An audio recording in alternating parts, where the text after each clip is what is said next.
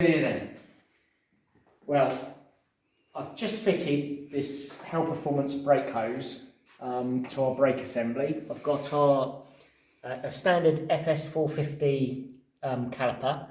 Just fit this hose to it, going up to a 16 millimeter piston for the Brembo master cylinder that we use. And what I'm just going to demonstrate on our braking jig here is how we're going to reverse prime the system by basically using a syringe full of brake fluid, and to drive the brake fluid into the caliper and up through the hose and out through the master cylinder.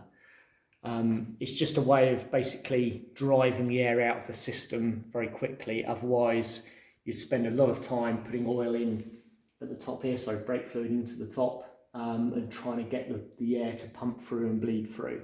So this is just a very quick way of driving the brake fluid up through the system and driving the air out. We're using the Motorcyle URBF again.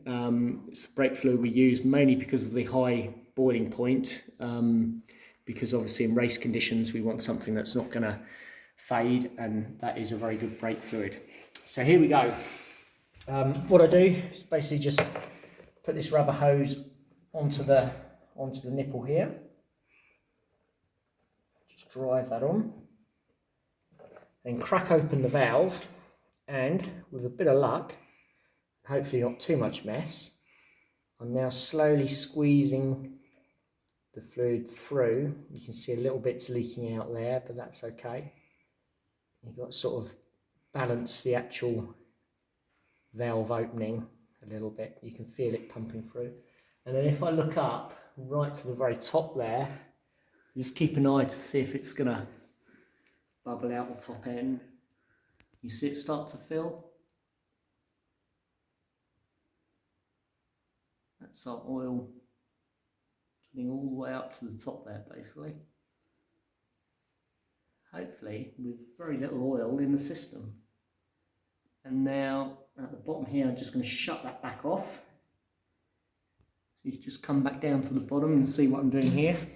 So all the oil's gone up.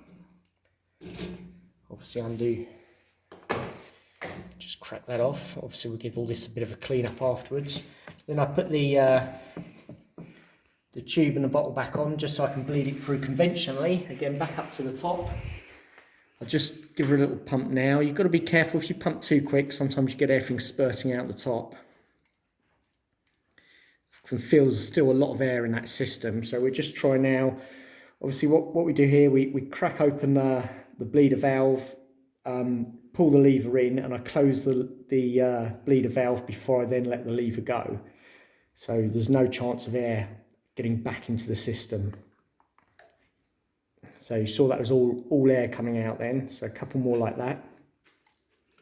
There you go, it's coming up already. I can feel it's, again, you saw a few air bubbles. You just keep doing that until the air bubbles seem to subside. I can feel I've got quite a bit of lever there already. Right, little top up here.